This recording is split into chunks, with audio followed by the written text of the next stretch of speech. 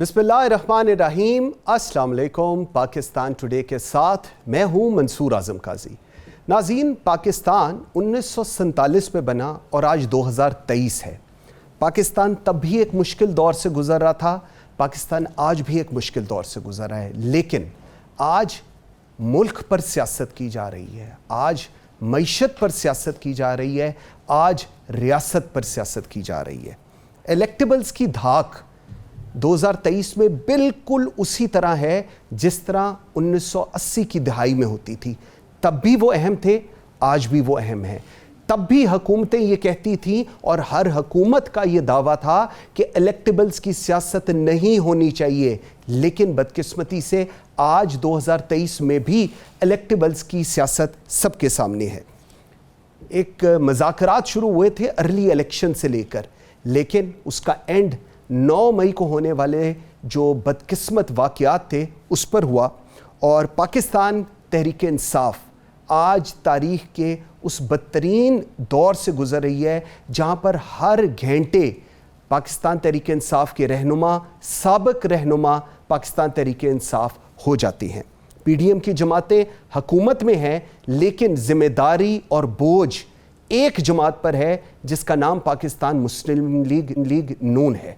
कहा जाता है कि मुस्लिम लीग नून इस दावे से आई थी कि हम सियासत नहीं रियासत बचाने के लिए आ रहे हैं, लेकिन आज रियासत को बचाने के रिजल्ट में अपेरेंटली उनका वोट बैंक सबसे ज़्यादा डैमेज हो रहा है, क्योंकि जितने मुश्किल फैसले हैं वो हुकूमत वक्त ले रही है। बेशक PDM है, लेकिन वज़ीर आज़म पाकिस्तान मुस्लिम लीग नून के हैं। डायलॉग का कोई रास्ता नज़र नहीं आ रहा और इस वक्त हुकूमत और अदलिया एक दूसरे के सामने है। इस तमाम तर सूरत हाल में क्या कोई वे आउट है? इश्यूज़ का पूरे मुल्क को पता है, इसका वे आउट क्या होगा? प्रोग्राम के पहले हिस्से पे इस पे बात करेंगे। आई एम वेरी ग्रेटफुल, मुझे पाकिस्तान के साबिक़ वज़ीर आज़म और पाकिस्तान मुस्लिम लीग नून के सीनियर रहनुमा शाहिद खान अबाई साहब ज्वाइन कर रहे हैं। अबाई साहब, बहुत शुक्रिया आपके टाइम दे। अबाई साहब, सबसे पहले नवाज शरीफ साहब को माइनस किया गया। आज 2023 में नवाज शरीफ साहब जो इररेलेवेंट थे, रेलेवेंट भी हो गए, आप लोगों की हुकूमत भी आ गई और आज सब कुछ अपेरेंटली उसी तरह हो रहा है जिस तरह आप लोग प्लान कर रहे थे। आज दोबारा -1 की बात की जा रही है पाकिस्तान तहरीक इंसाफ के लिए। सर, ये तर्ज सियासत या ये जो ख्वाब देखे जाते हैं जब उनकी हकीकत उस तरह नहीं होती, तो ये ठीक रहता है जमहूरियत के लिए? देखिए, जमहूरी अमल का फैसला हुकूमत कौन बनेगी ये पोलिंग स्टेशन पर होना चाहिए। लेकिन हमने जो कुछ माजी में किया है उसके असरात हम आज सारे भुगत रहे हैं। जो 2018 में जो सबसे पहले तो फैसला हुआ 2017 28 जुलाई वाला, जब मियाँ नवाज शरीफ साहब को, जो मुल्क के सीनियर तरीन सियासतदान थे, जो मुल्क के वज़ीर-ए-आज़म थे, हुकूमत चल रही थी, तरक्की कर रहा था मुल्क, उनको सुप्रीम कोर्ट ने एक ऐसे फैसले पर, इस पर पूरा मेरा सुप्रीम कोर्ट को खुद भी नदामत होनी चाहिए, वो उस फैसले से उन्होंने हुकूमत तोड़ दी। और सिर्फ तोड़ी नहीं, मियाँ नवाज शरीफ को भी सियासत से अलहदा किया, ताहियात नाअहल किया, फिर कन्विक्ट कराया अपनी निगरानी में नैब के कोर्ट से। फिर 2018 का इलेक्शन चोरी हुआ और हम जहाँ पर आज खड़े हैं ये उसका तसलसल है, ये वो खराबियाँ हैं। तो आज भी अगर यही मामला हम रखेंगे तो माजी से सबक हासिल करना चाहिए। जो पॉलिटिकल लीडर होता है उसकी ज़िंदगी या मौत जो होती है पोलिंग स्टेशन पर होती है। इसके अलावा हमने बहुत कोशिश की है, इससे पहले भी वो बात बनती नहीं है। बदकिस्मती से जो इमरान खान साहब का रवैया, जो तर्ज सियासत है, जो निफाक उन्होंने मुल्क में डाला है, लेकिन मैं ये समझता हूँ कि इसका फ़ैसला भी पोलिंग स्टेशन पर ही होना चाहिए, कोई और जगह इसकी नहीं है। और मुझे पूरी उम्मीद है कि पाकिस्तान के अवाम इंशाअल्लाह एक ऐसा फ़ैसला देंगे जो मुल्क के मुफाद में होगा और जो इस तर्ज सियासत को जो इमरान खान साहब की है उसको रिजेक्ट करेगा। बिल्कुल ठीक। अबाई साहब, जिस तरह अभी आप फरमा रहे हैं सर, हमने देखा तारीख है, रेलिवेंट को इररेलेवेंट कर दो, फिर वो इररेलेवेंट कुछ अरसे बाद फिर रेलिवेंट हो जाता है। तारीख से अभी मैंने जिस तरह इब्तदाई में बताया था 1947 से लेकर आज तक, सर हम लोग कुछ सीखने से कासिर रहे हैं या हमें कुछ समझ आई है? क्योंकि जो आप बात कर रहे हैं मेरे ख्याल में ये हर बाशऊर शख्स यही बात कर रहा है, लेकिन समझ क्यों नहीं आ रही? फिर नहीं, हमने सीखा नहीं है, क्योंकि शख्सियात के रेलिवेंट या रेलिवेंट होने से फ़र्क नहीं पड़ता, मुल्क को रेलिवेंट होना चाहिए। मुल्क के मुफाद को सामने रखना चाहिए और उसके मुताबिक फैसले होने चाहिए। जिस नहज पर हम आज खड़े हैं, जहाँ मुल्क की सियासत दुश्मनी और नफरत में बदल गई है, जहाँ मईशत तबाही के धाने पर है, जहाँ इदारे आज एक दूसरे के सामने सफ आ रहा है, जहाँ आइन की तशरीह ऐसे की जाती है जिसका कोई आइन में ना उसकी आइन की रूह उसको कबूल नहीं करती, बहुत से ऐसे मामलात हैं, एस्टेब्लिशमेंट का रोल जो सियासत के अंदर है, ये सब बातें जब हम देखते हैं तो आज इसका हाल सिर्फ ये निकलता है कि ये आज सब इदारे भी और ये शख्सियात जो मुल्क की सियासत और हुक्मरानी पर मुतासिर होती हैं, ये बैठें और इस मुल्क के मामलात का हल निकालें। क्योंकि आज बदकिस्मती से मैं बड़े दुख से बात करता हूँ हमेशा कि मुझे इलेक्शन के अंदर भी मुल्क के मामलात का हल नज़र नहीं आता। तो आज सबसे पहले आपको बैठना पड़ेगा, एक वे फॉरवर्ड बनाना पड़ेगा, एक एजेंडा बनाना पड़ेगा, उसके बाद इलेक्शन में जाएं और फिर जो वहाँ पर जीते, जिसको पाकिस्तान के अवाम वोट दें, वो उसको इम्प्लीमेंट करे उस एजेंडा को, और सारे बाकी जो है उसको सपोर्ट करें। ये एक ही तरीका है मुल्क को इन मामलात से निकालने का। ठीक, आप फरमाते हैं कि 8-10 लोग अगर इकट्ठे बैठ जाएं तो इश्यूज रिजॉल्व हो सकते हैं, लेकिन वो 8-10 लोग साथ नहीं बैठ रहे। क्या ये ज़ाती मफाद है जो मुल्की मफाद से ऊपर है या ये कुछ और है? देखिए, ये मैं कह रहा हूँ, ये चैलेंज है आज इस मुल्क की लीडरशिप के लिए, चाहे वो पॉलिटिकल हो, मिलिट्री हो या जुडिशल हो, कि उनको हालात को समझना चाहिए। मैं समझता हूँ कि आज जो हालात की नोयत है, जो संजीदगी है, शायद हम सबको उसका एहसास नहीं है। तो बाद में पछताने से आज बेहतर है कि आज डायलॉग के ज़रिए, एक गुफ्तगू के ज़रिए एक टेबल पर बैठें और मुल्क के जो आइंदा एजेंडा है, क्योंकि आज पाकिस्तान जिस तरह 75 साल चलता रहा है उस तरह नहीं चल सकता। आपको बहुत मैसिव रिफॉर्म्स की ज़रूरत है, बहुत रेडिकल रिफॉर्म्स की ज़रूरत है। पूरे जो हुक्मरानी का निज़ाम है उसको आपको बदलना पड़ेगा, क्योंकि ये निज़ाम आपको रिजल्ट नहीं देगा, ये नाकाम हो गया। तो अब इसको अगर हम बदलेंगे नहीं तो शख्सियात या पार्टियां बदलने से मामला नहीं बनेगा। बिल्कुल ठीक। सर, डायलॉग, सियासी डायलॉग कौन करेगा? हुकूमत, आप हुकूमत में नहीं लेकिन आपकी पार्टी हुकूमत में है, ये मैंने अक्सर सुना है आपसे कहते हुए। आप लोगों की हुकूमत कहती है कि पाकिस्तान तहरीक इंसाफ एक दहशतगर्द तंजीम है जिसको बैन कर देना चाहिए। वो लोग कहते हैं कि आप लोग इम्पोर्टेड हैं और आप लोग कठपुतली हैं, और उनकी ख्वाहिश ये है कि वो इस्टेब्लिशमेंट से बात करें। तो सर, फिर बातचीत सियासी तो ना रही, बातचीत तो किसी और के साथ होनी है, तो फिर ये जमहूरियत की बातें हम क्यों कर रहे हैं? नहीं, मैं ये कह रहा हूँ ना कि देखें, जमहूरियत जो है वो आइन के मुताबिक ही होती है ना। तो आइन किसी को ये रोकता नहीं है कि अगर इस मुल्क के जो लोग असरअंदाज होते हैं मुल्क की सियासत पर, जो इदारे हैं, ये मिलकर बैठें ना बैठें, इसकी आइन में कहीं नफ़ी नहीं होती। तो आज ज़रूरत यही है कि जो आर्मी के चीफ हैं, जो चीफ जस्टिस हैं, जो पॉलिटिकल लीडर्स हैं, ये 6-8 आदमी हैं, ये बैठें और मुल्क के मामलात पर गुफ्तगू करें और आगे का एजेंडा तय करें। यहाँ पर कोई ज़ाती मुफाद को एक तरफ छोड़ कर आएँ, अपने सियासी मुफाद को एक तरफ छोड़ कर आएँ और मुल्क के मुफाद को सामने रखें। क्योंकि रिफॉर्म, कोई हुकूमत भी आए उसको रिफॉर्म करना है, उसके बगैर आपका मामला चलेगा नहीं। और अगर आपको सपोर्ट हासिल नहीं होगी सबकी, तो आप वो रिफॉर्म नहीं कर सकते, क्योंकि आपको आईनी तरामीम भी चाहिए होंगी, आपको मुश्किल फैसले करने होंगे, जिसका एक बोझ, एक सियासी बोझ, एक सियासी कीमत आपको अदा करनी पड़ेगी, जो अभी PMLN ने की है हुकूमत में आने के बाद। मुल्क का मुफाद तो शायद कुछ सर्व हो गया, लेकिन PMLN की सियासत में यकीनन एक कीमत उसकी अदा पोलिंग स्टेशन पर करनी पड़ेगी। तो ये मुश्किल है आज। तो आज चैलेंज है लीडरशिप के लिए, वरना अगर आज हम मिलकर ना बैठ सके तो कल सारे इररेलेवेंट हो जाएंगे। हम इररेलेवेंट की बात करते हैं, कल सारे इररेलेवेंट हो जाएंगे। लेकिन भाई साहब, पाकिस्तान तहरीक इंसाफ इस वक्त ये चाहती है कि उनकी बातचीत इस्टेब्लिशमेंट से हो, और वो आज की हुकूमत को कठपुतली समझती है। ये अंडरस्टैंडिंग के बाद जमहूरियत की हम किस तरह बात करें? क्योंकि वो लोग तो आपसे बात ही नहीं शायद करना चाहते, वो कहते हैं जी हमने बात ही कंसर्न क्वार्टर्स के साथ करनी है, क्योंकि वो ही फैसला करेंगे। जी, कंसर्न क्वार्टर भी उसी टेबल पे बैठे होंगे ना। ये जो कंसर्न क्वार्टर से बातचीत करके हम यहाँ पहुंचे हैं, तो जो भी अब बातचीत होनी चाहिए पाकिस्तान के अवाम के सामने होनी चाहिए। मैं ये नहीं कह रहा कि उसकी डिटेल या गुफ्तगू लाइव TV पर नशर हो, लेकिन कम से कम सबको पता हो कि कौन टेबल पर बैठा है और क्या बात कर रहे हैं, ताकि जो कुछ वहाँ पर फैसले होंगे उसका असर पाकिस्तान के अवाम पर ही पड़ता है। ये जो माजी में बंद कमरों में जो फैसले होते रहे हैं, जो एक्सपेरिमेंट्स होते रहे हैं, या एक जो हाइब्रिड एक्सपेरिमेंट था इमरान खान साहब वाला, ये इन्होंने पाकिस्तान को बेपनाह नुकसान पहुँचाया है। तो आज हुब्बुल वतनी का तकाजा है कि हम जो कुछ करें बड़ी ट्रांसपेरेंटली करें, पाकिस्तान के अवाम के सामने करें, और ये मुश्किल काम नहीं है कि एक एजेंडे की ज़रूरत है। बिल्कुल ठीक। आज यहाँ सियासी मुफाद की बात नहीं है, आज यहाँ कोई कुर्सी हासिल करने की बात नहीं है, आज यहाँ अपने आप को इलेक्शन जिताने की बात नहीं है, वो अवाम फैसला कर देंगे जब वक्त आया। आज ज़रूरत ये है एक एजेंडा तय करें जिस पर कल चलकर मुल्क तरक्की कर सके, मुल्क के अवाम के मसाइल हल हों। बिल्कुल ठीक। अच्छा भाई साहब, सिचुएशन ग्राउंड रियलिटी मेरे से बहुत ज़्यादा आप जानते हैं सर। ग्राउंड रियलिटी ये है कि किंग्स पार्टी भी बन रही है, फॉरवर्ड ब्लॉक्स भी बन रहे हैं, जहांगीर खान तरीन ग्रुप, पाकिस्तान मुस्लिम लीग, पीटीआई के अपने फॉरवर्ड ग्रुप, आपने देखा मुलाकातें भी जेलों के अंदर हो रही हैं। ये सारी ग्राउंड रियलिटी है। इस सारी रियलिटी के होते हुए जो आपकी सोच है या जो एक सेन वॉइस है वो कहीं बहुत पीछे जाती नजर आ रही है, क्यों?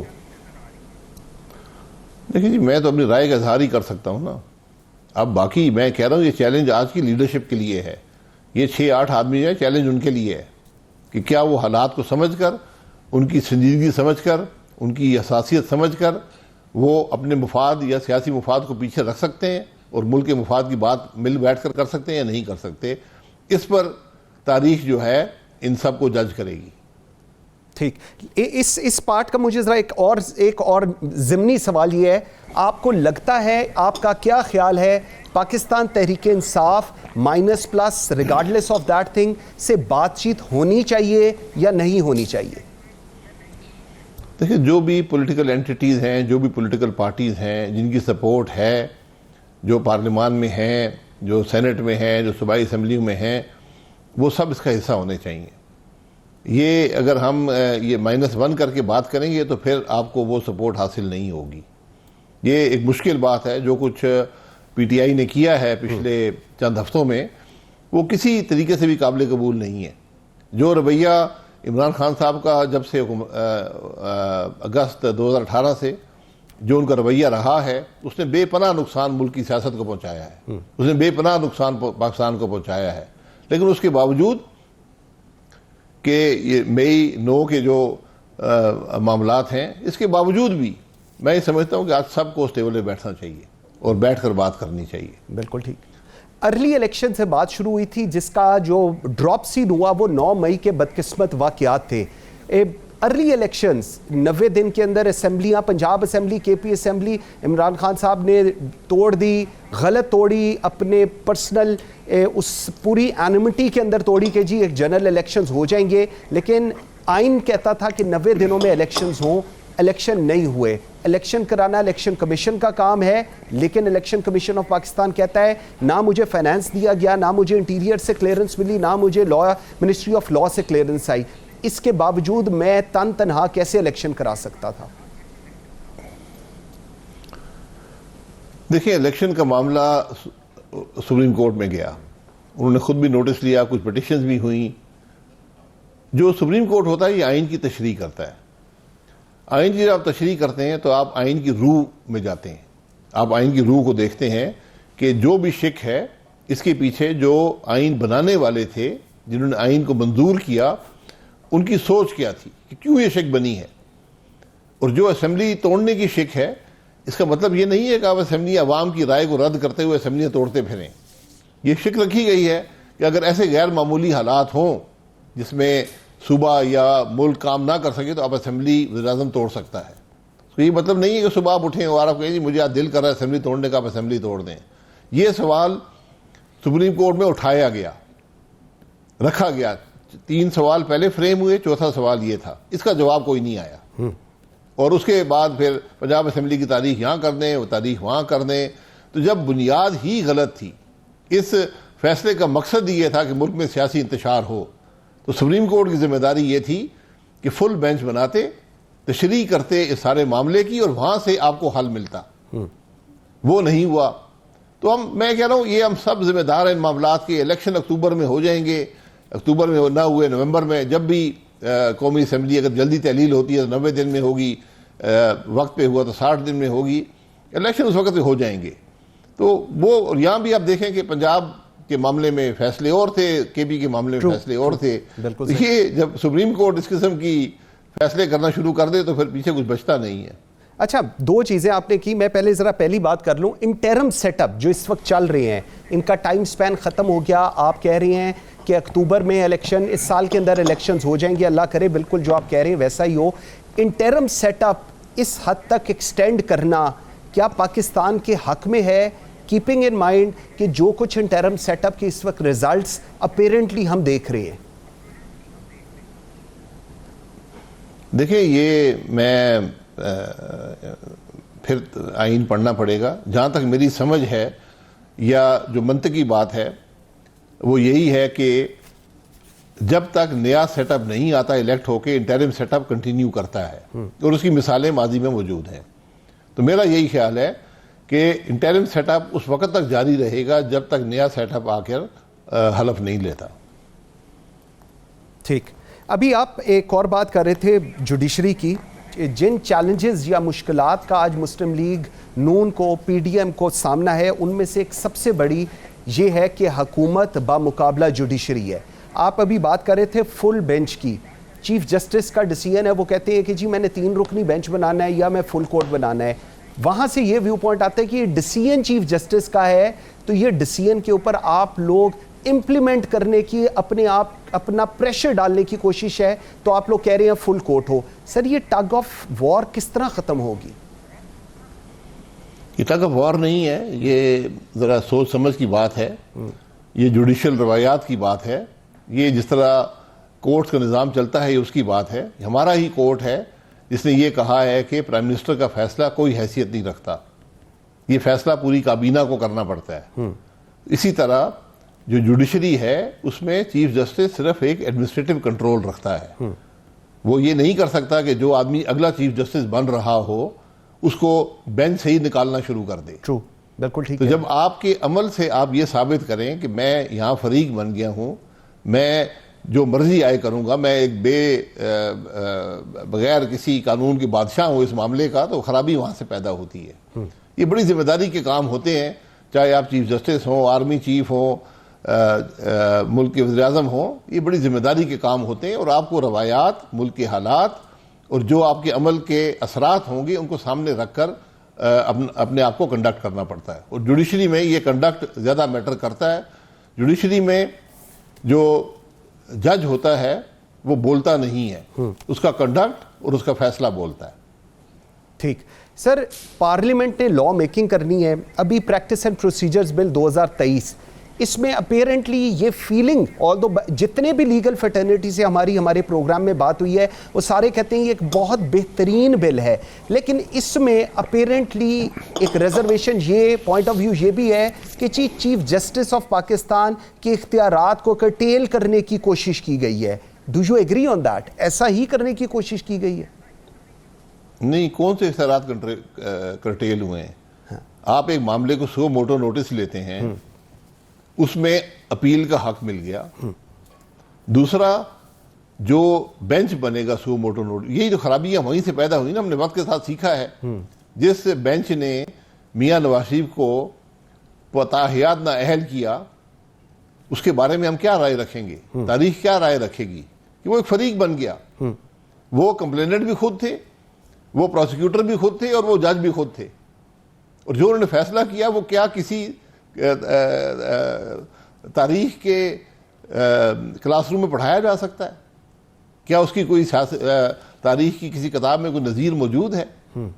तो वहाँ से ये ज़रूरत पैदा हुई है और ये इसी मकसद के लिए पार्लियामान होती है कि इस मामले को ज़रा ज़्यादा जुडिशियस बनाया जाए, और उसी के लिए ये तरमीम की गई है कि जो बेंच होगा उसको एक कमेटी बनाएगी, बजाय इसके कि चीफ जस्टिस साहब अपनी मर्जी से बेंच बनाते फिरें और फैसले लेते फिरें।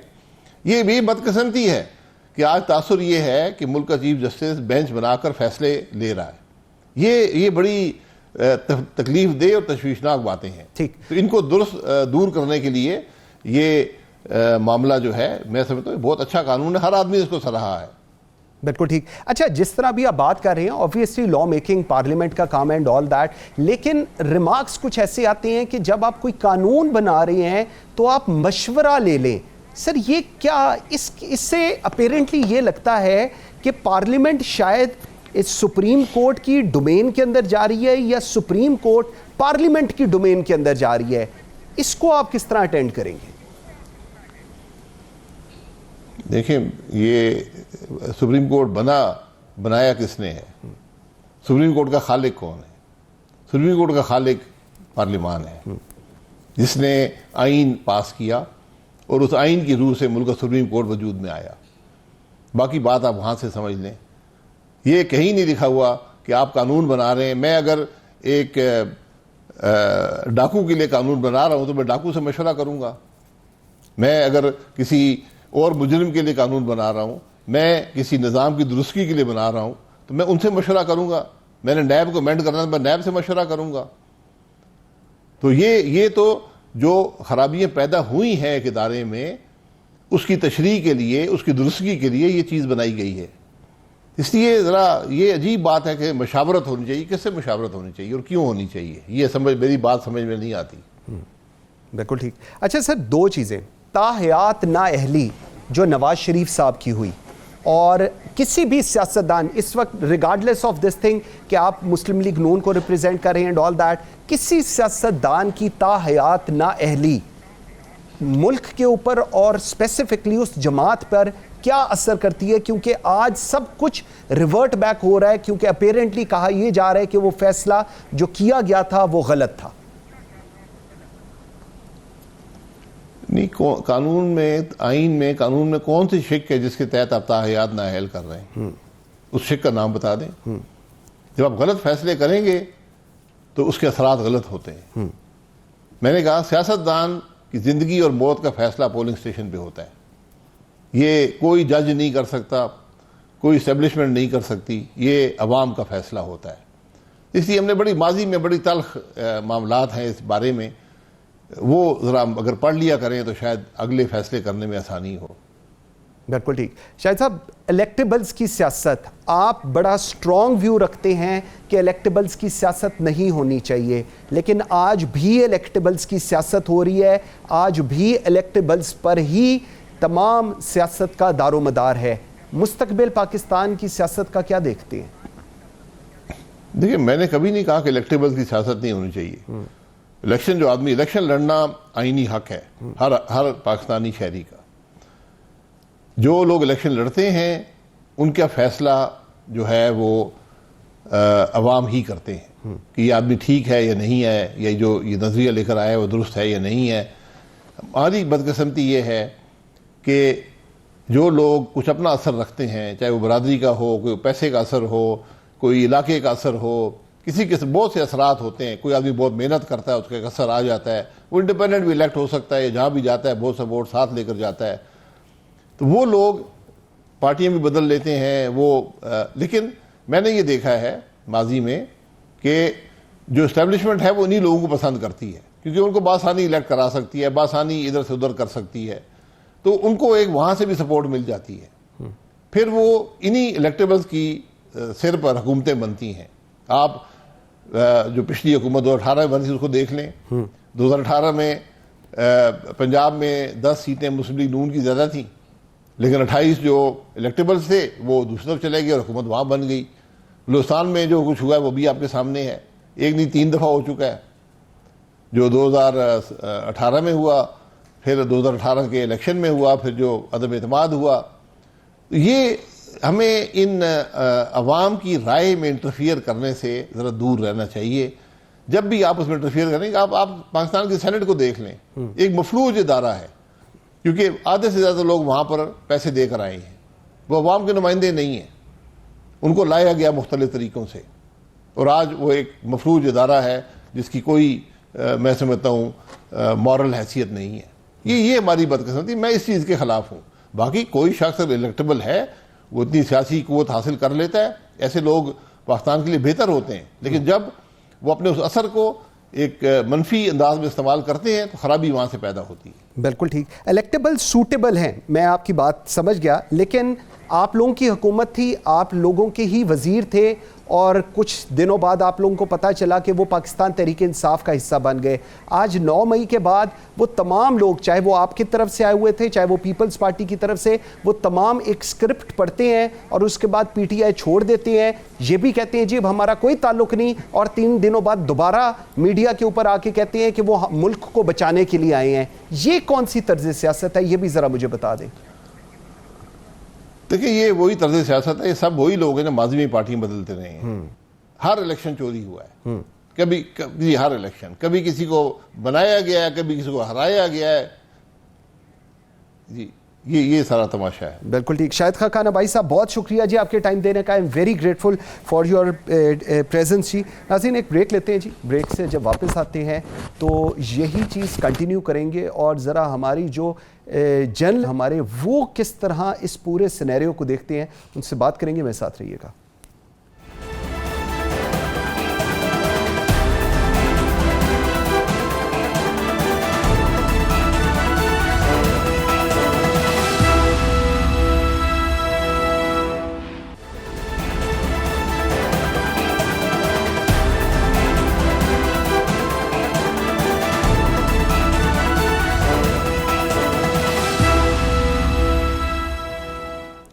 Welcome back after the break जी। नाज़रीन, मुझे ज्वाइन किया है मुजाहिद बरेलवी साहब ने, सीनियर तज्जियाकार हैं, जर्नलिस्ट हैं। मेरे साथ है सज्जाद मीर साहब, once again a very well renowned journalist. बहुत शुक्रिया आप दोनों का जी। बरेलवी साहब, let me start with you sir. ये आजकल एक स्क्रिप्ट पढ़ा जाता है पाकिस्तान तहरीक इंसाफ के लोगों की तरफ से, उसके बाद कहा जाता है जी हमने तहरीक इंसाफ छोड़ दी, हम बहुत कंडेम कर रहे हैं 9 मई को जो हुआ, और उसके 48 और 72 घंटों के बाद अपेरेंटली ऐसे लग रहा है कि एक नई पार्टी, एक फॉरवर्ड ब्लॉक ये बनने के तरफ रायगा है पाकिस्तान तहरीक इंसाफ की ये तमाम साबिक रहनुमा।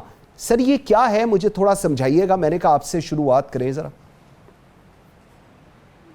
नहीं, एक तो ये कि आपने ये ज़्यादती की कि जब मेरे उस सीनियर तरीन और बड़े मोहतरम सज्जाद मीर बैठे हैं तो कम से कम उस वक्त मुझे सीनियर नहीं कहना चाहिए। वैसे ठीक है, आपके सामने हो सकता है हूँ, लेकिन मीर साहब मेरे लिए बड़े काबिल कदर और हमने बड़ा साथ काम भी किया है जी। बिल्कुल। तो बेहतर होता कि वो अगर कुछ गाइड करते तो शायद मैं करता। लेकिन जहाँ तक देखें, ये जो है जो किंग पार्टी की हमने बहुत अरसे से सुनी है, और ये जो माजी में ये आपको मीर साहब को याद होगा कि भुट्टो साहब के दौर में लोग आते थे, कहते थे जुल्म की दास्तान मैं भी सुनाना चाहता हूँ, और ये फिर पूरी एक रिवायत रही है पास में सियासी वफादारियाँ तब्दील करने की। तो थोड़ा सा एक आप मुझे और करेक्ट कर दें अगर मैं गलत नहीं जा रहा हूँ स्पेसिफिक काजी साहब। जी जी बिल्कुल ठीक है जी, बिल्कुल ठीक जा रहे हैं जी। अच्छा, यही मुशर्रफ के दौर में हमने देखा नून लीग थी, 2/3 अक्सरियत थी, वो जनाब कैसे काफ लीग उभर के आ गई। तो ये जो है ये एक बड़ी रवायत चली आ रही है कि किंग पार्टी बनाने की, जुल्म की दास्तानें सुनाने की। और उस वक्त तो खैर इतने सब कुछ होता भी नहीं था कि किसी के भाई गायब हो गया, किसी की बहन, किसी की वालदा, किसी का बेटा, और ये रवायत नहीं होती थी। बड़े खुश उसलूबी से वफादारियाँ तब्दील करते थे, क्योंकि भुट्टो साहब अपने दौर में वो सब कुछ कर चुके थे।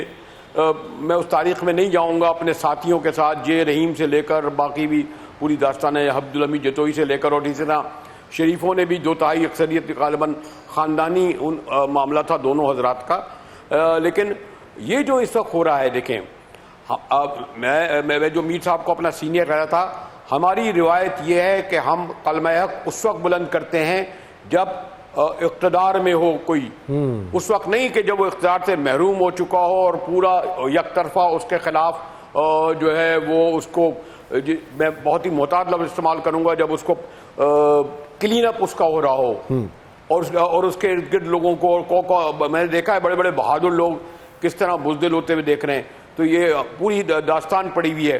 तो जो इस तरीके से हो रहा है जनाब, ये किंग पार्टी हुई या लोगों की वफादारियाँ बदल हुई, बस एहतराम कहूँगा मिलिट्री इस्टेब्लिशमेंट को ये ज़रूर ध्यान में रखना चाहिए कि जिस दिन जनरल अयूब खान ख़त्म हो गया उस दिन कन्वेंशन मुस्लिम ख़त्म हो गई, जिस दिन ज़ियाउल्लाह ख़त्म हो गया उस दिन जुनी जुलेब ख़त्म हो गई, जिस वक्त शरीफ गए उस वक्त काफली आ गई थी, मुशर्रफ गए तो काफली ख़त्म हो गई। अक्सर ये पूरी तारीख रही है। आप तहरीक इंसाफ ने जो कुछ 9 मई को किया है करा, उन्हें कठेरे में लाएं, बिल्कुल सही, उनको आप पूरी सजा दें, साबित करें। लेकिन देखें, इस वक्त जो कुछ, मैं सोशल मीडिया पे यकीन नहीं रखता, लेकिन जो कुछ चीज़ें हो रही हैं, जो कुछ सामने आ रही हैं, ख़ास तौर पर पंजाब में ख़वातीन के साथ, मैं कहता ज़्यादती नहीं हुई, लेकिन इससे बड़ी ज़्यादती क्या होगी?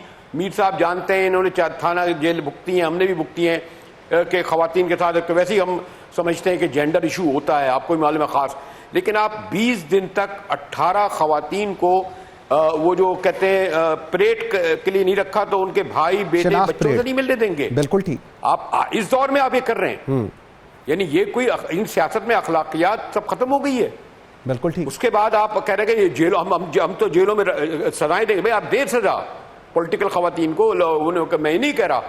और अगर ऐसा भी है कि ये 20 दिन से हम ये तो देख रहे थे मदारिस के, मैं कोई शीरी मदारी से एग्री नहीं करता कि वो खातून जो है 6 बार जो है रिहा हुई है, 6 दफा गिरफ्तार हुई है, 12 दिन में 4 बार रिहा हुई है और 4 बार पकड़ी गई है। बिल्कुल। तो इस तरह ये अगर कोई इस बेहतर इमरान खान के मुतबादिल कोई बेहतर निज़ाम या कोई बेहतर सिस्टम या बेहतर के लिए काम कर रहे हैं, तो ये इनके नुकसान में जाएगा। बिल्कुल ठीक। इस वक्त लोग अगर बात कर रहे हैं तो ये ना समझे कि लोगों ने एक्सेप्ट कर लिया इस चीज को। पॉइंट आ गया सर, ठीक हो गया। मीर साहब, सर अभी जिस तरह हम बात कर रहे हैं, अभी पहले मीर साहब शायद खान अबाइस साहब पहले पार्ट में मेरे साथ थे और इलेक्टेबल्स की मैं बात कर रहा था, तो वो कह रहे थे इलेक्टेबल्स एस्टैब्लिशमेंट को सूट करते हैं क्योंकि वो हर दफ़ा उनकी मर्जी के मुताबिक टर्न अराउंड कर जाते हैं। सर पीपल्स पार्टी का कोई याद है पार्लियामेंटेरियन बना था, नून लीग का काफ बन गया था।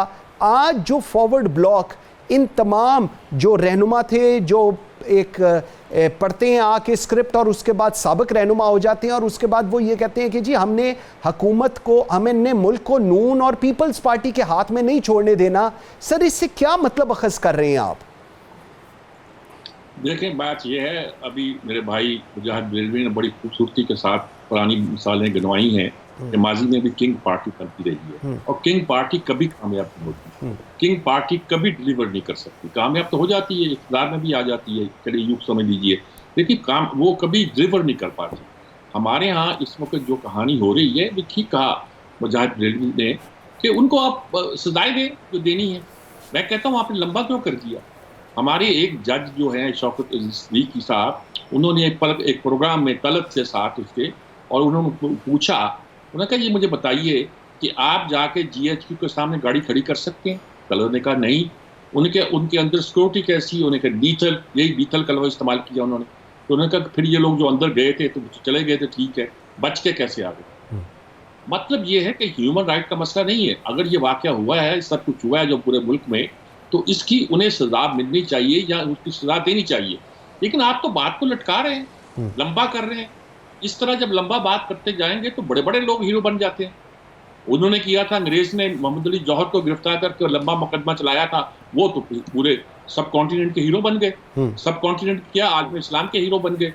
आप जो बड़ी पाकिस्तान की मिसालें, भुट्टो साहब के ज़माने की मिसालें, ये भुट्टो साहब इस मुकदमे की ज़माने, नवाज शरीफ जो है अगर उस पर है, आप अगर समझते हैं कि इमरान खान ने सचमुच कोई इसके पीछे वो उसका हाथ था और आप उसका मिलिट्री कोर्ट में मुकदमा चलाना चाहते हैं, तो देर किस बात की है?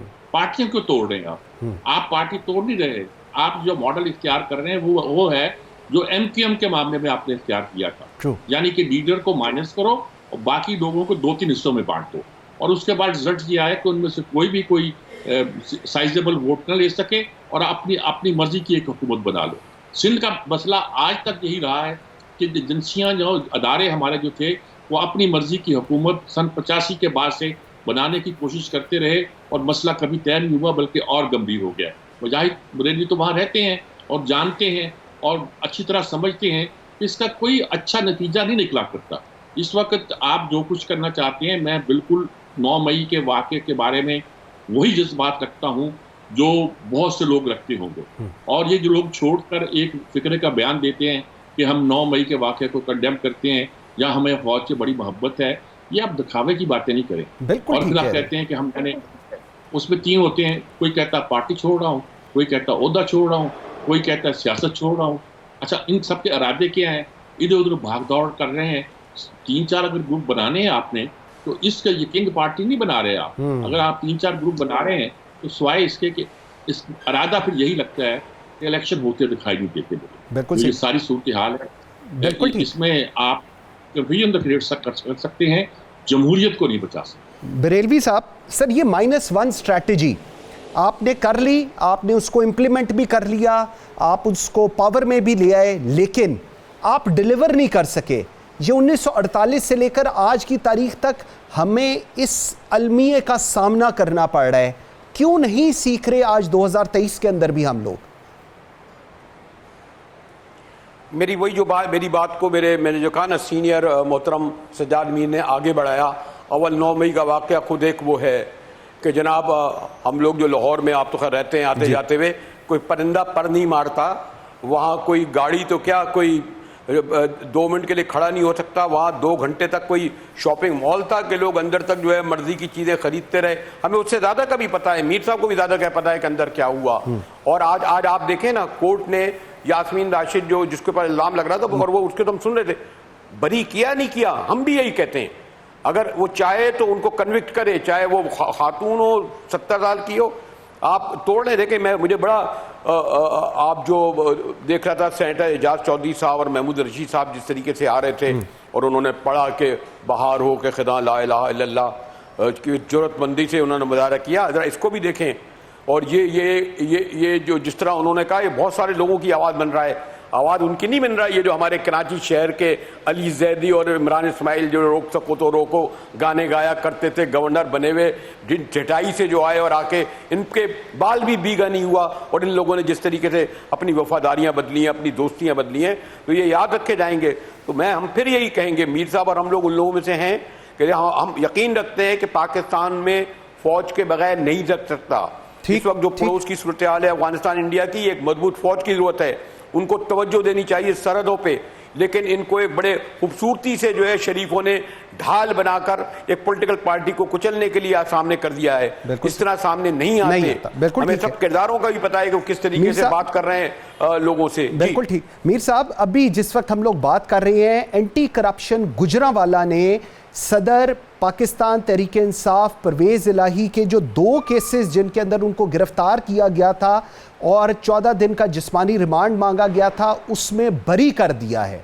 परवेज़ इलाही साहब को एंटी करप्शन गुजरांवाला अदालत ने बरी कर दिया है उन 2 केसेस के अंदर जिस पर उनको गिरफ्तार ज़हूरुल्लाह रोड पे 1 हफ्ते तक पुलिस खड़ी रही, दीवारें दरवाजे तोड़े गए, उसके अंदर उनको बरी कर दिया है। सर, कौन से केसेस किस पर बनाए जा रहे हैं? अब तो ये भी एक सवालिया निशान शुरू हो गया है जी।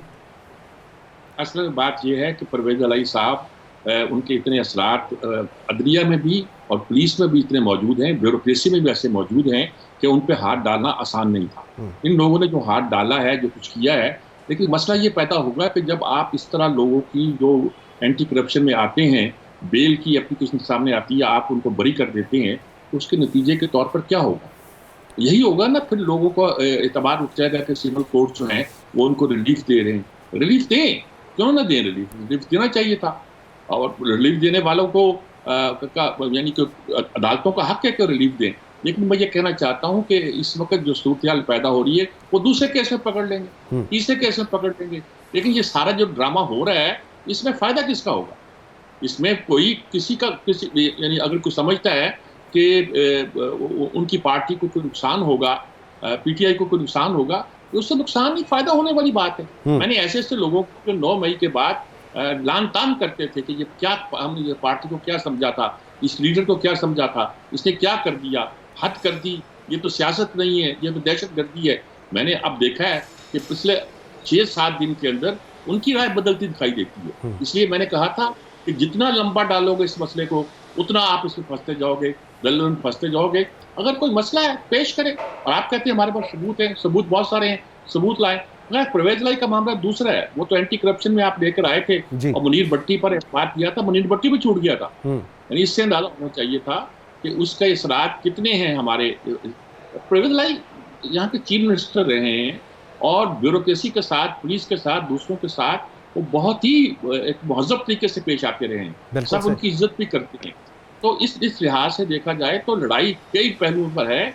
वो लोग जो मैनेज कर रहे हैं उसी असलूब से, जिस असलूब से वो माजी में करते रहे हैं, उनसे मेरी दरख्वास्त है कि ये बंदा कितना भी गलत क्यों ना हो, अगर आपने कुछ करना है तो खुल के कीजिए या हमें बता दीजिए कि फ़िलहाल जमहूरियत का कोई इम्कान नहीं है, हमने मामले को किसी और तरफ लेके जाना। बरेलवी साहब, ये कल राना सनाउल्लाह साहब कह रहे थे कि जो पाकिस्तान तहरीक इंसाफ है वो तकरीबन डिसमेंटल हो चुकी है, अब 26-27 साल लगेंगे और इसको तिनका तिनका करके जोड़ने में, और उस वक्त दोबारा एक दफ़ा किस्मत आजमाई जाए।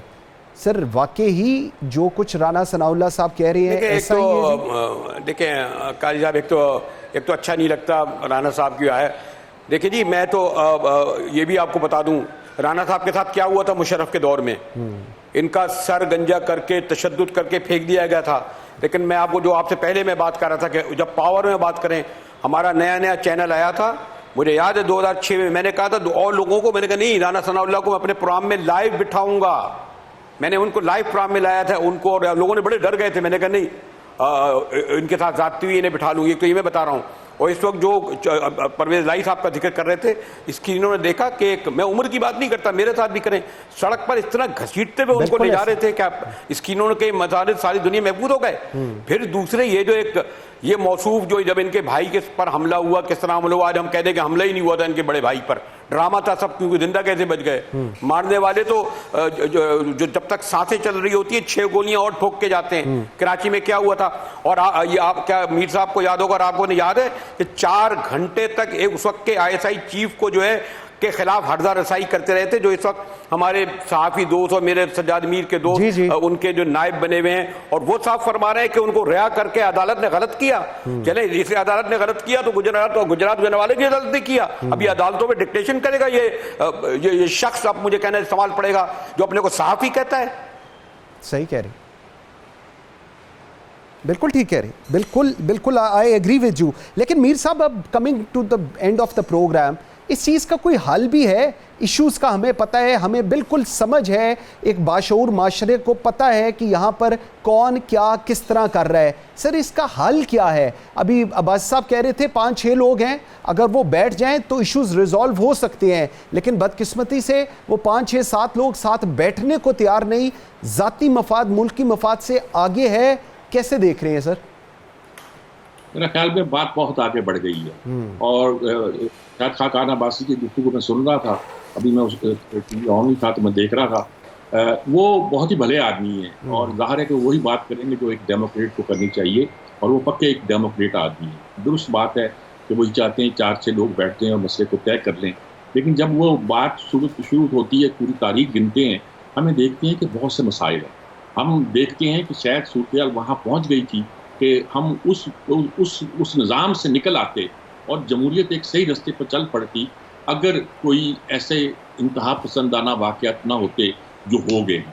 अब उन वाक़यात के बाद एस्टेब्लिशमेंट को कह लीजिए, किसी को भी कह लीजिए, मौका मिल गया ये कहने का कि मुल्क की इकानमी भी ख़राब है, मुल्क की सलामती भी के मसाइल हैं, मुल्क में सियासी अदम इस्तेहकाम भी है। ऐसी सूरत में हमें कुछ ऐसे इक़दाम करने पड़ेंगे, चलिए कह लीजिए आउट ऑफ बॉक्स कुछ इक़दाम करने पड़ेंगे। आउट ऑफ बॉक्स इक़दाम का मसला है कि जमहूरियत, मुझे आप कहते हैं अक्टूबर में इलेक्शन, मुझे तो होते दिखाई नहीं देते। जो सूरत पैदा हो रही है, जो नक्शा बनाया जा रहा है, और जो नई पार्टियों का एक ख्वाब देखा जा रहा है, ये ख्वाब तो कभी पूरा ये लाजमी नहीं है। ये इलेक्ट भी हो जाएंगे इनमें से 5, 7, 8, 10, 12, और कुछ होंगे जो हार जाएंगे क्योंकि वोट बैंक तो इमरान का है। ये सारी बातें दुरुस्त हैं, लेकिन इसके बावजूद भी अगर सारी सूरत ऐसी रही पूरे करने के बावजूद, तो फिर मुझे नहीं लगता कि कोई इस किस्म का रिस्क ले कि 9 मई के बाद इंतखाबात इस अंदाज से कराए कि वो पार्टी इक़्तिदार में आए जिसके खिलाफ सारे इक़दाम किए जा रहे हैं, प्रोपेगेंडा किया जा रहा है। अच्छा, ये अब आप PDM को ना दें कुछ, ये मसला मुल्क में, मैं नहीं कहता फैसले कोई और करते हैं, मैं ये कहता हूँ कि जो सिस्टम बन गया है उस सिस्टम में मुझे इंतखाब होते फिलहाल नजर नहीं आ रहा। बिल्कुल ठीक है। सज्जाद मीर साहब बहुत शुक्रिया। मुजाहिद बरेलवी साहब very grateful for your time. Shahbaz साहब ने हमें ज्वाइन किया था। नाज़रीन, आज के लिए इतना ही, बशर्ते ज़िंदगी। आपसे मुलाकात होगी कल। मुझे मंसूर आज़म काजी को दीजिए इजाज़त। अल्लाह हाफ़िज़।